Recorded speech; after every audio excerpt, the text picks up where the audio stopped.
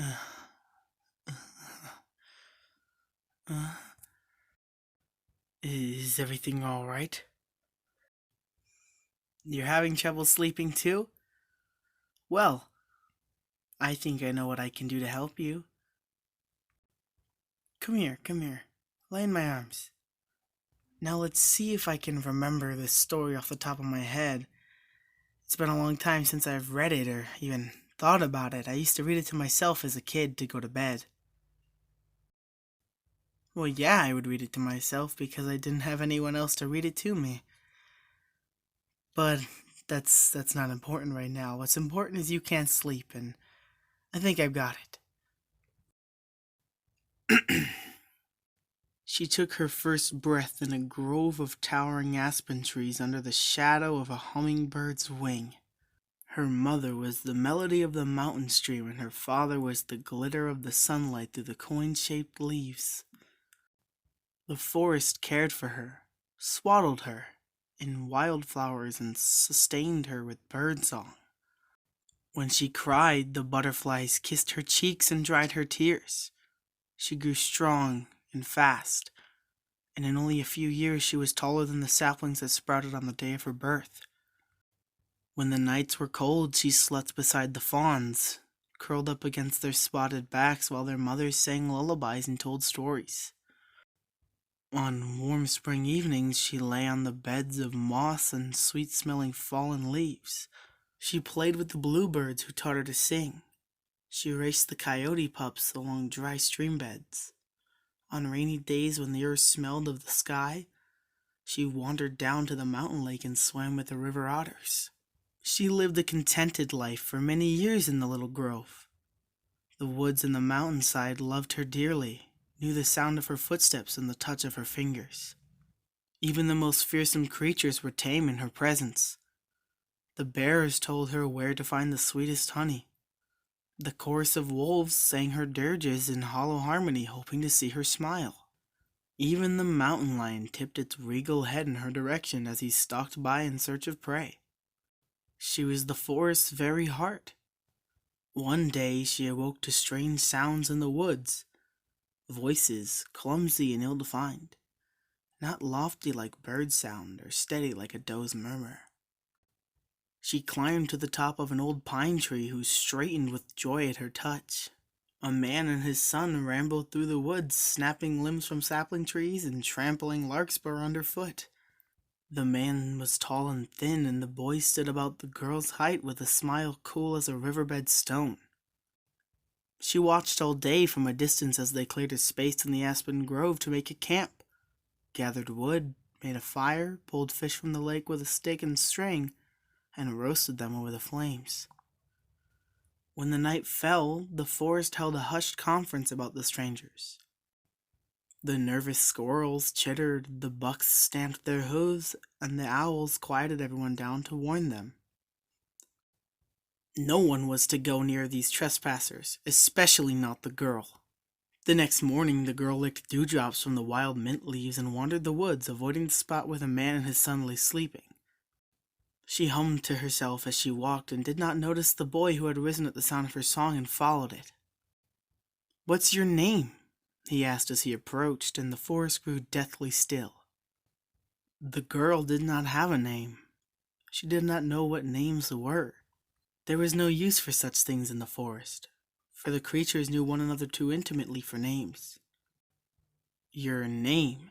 he asked again slowly. She shrugged. He frowned. "I'm Liam." "Liam," she replied, letting the word fall from her tongue like overripe berries from a vine. He nodded and stepped towards her, hand outstretched. In his palm rested a hand-carved wooden rabbit, one of the most beautiful and strange things she'd ever seen. Hesitantly, knowing that the disapproving trees were watching, she snatched the rabbit from him and dashed away, vanishing into the woods. The man and his son stayed in the grove one more day. Neither caught a glimpse of the girl in that time, and the man was quite convinced that his son had dreamed her. But Liam knew the truth, and so did the forest. After the trespassers left, the girl clung tightly to the wooden rabbit and whispered her wishes into its ears. The creatures in the forest told her to forget the boy, begged her to join their games. For weeks she could not bring herself to do either. A year passed, and somewhere in that time the girl nearly forgot Liam. She left the wooden rabbit under the old pine tree. She played once more with the otters and sang with the sparrows. The forest was whole again, whole and happy. Then Liam and his father returned. This time the girl was bolder and met Liam in the grove while his father fished down at the lake.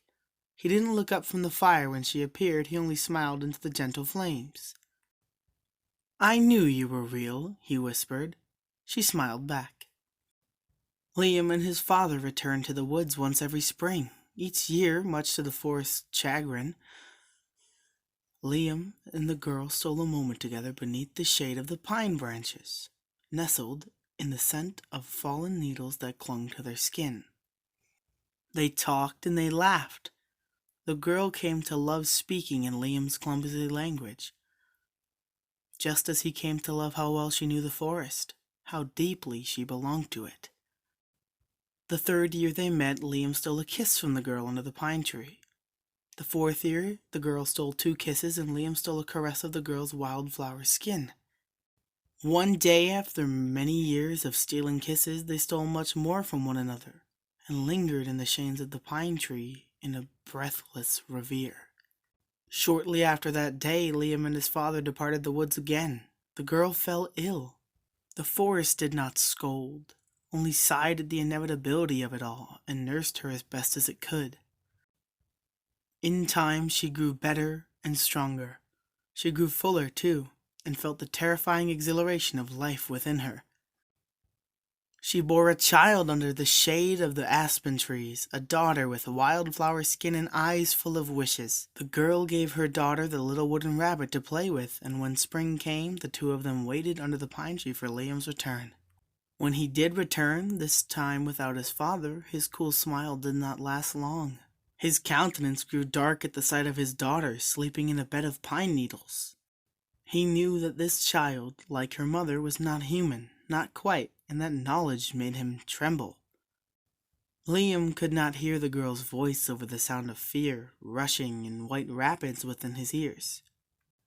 He raged more at himself than at the girl, but the forest heard and bristled at his fury. The girl did not weep, did not plead as he turned and started back down the mountainside. She simply picked up her daughter and left the shade of the pine tree for the last time with a soft goodbye. The girl could forgive and forget, but the forest could not. Liam did not make it down the mountain. When the girl discovered what the forest had done, she went out in search of Liam's body, thinking she might bury the man she loved under the pine tree where she loved him. She left her daughter beside the fawns in tender care of the aspen grove where she was raised, promising to return. She searched for days. The forest would not tell her where he lay, so she wandered in aimless grief. With gentle chirps, her birds cautioned her to go back to her daughter. The wolves invited her to add her loss to the somber song and allow herself to heal. The mountain lion said nothing, merely nuzzled her hand and pointed her home. Still, she did not stop searching for Liam. The forest wept for her, with her, bitter tears of regret and love. When she found him lying in a field of larkspur and thistles with his eyes open to the sun, she stood over him with tears in her eyes. The very heart of the forest lied down beside the man she loved and did not rise. Year after year, and even to this day, all the creatures of the forest gather at the edge of that field in early spring. They bring them with the girl's daughter to show her the wildflowers which bloom over the place where her parents lie. Well, what'd you think? Oh, you're asleep. Well, I'm glad you enjoyed the story. Good night, my little ray of hope.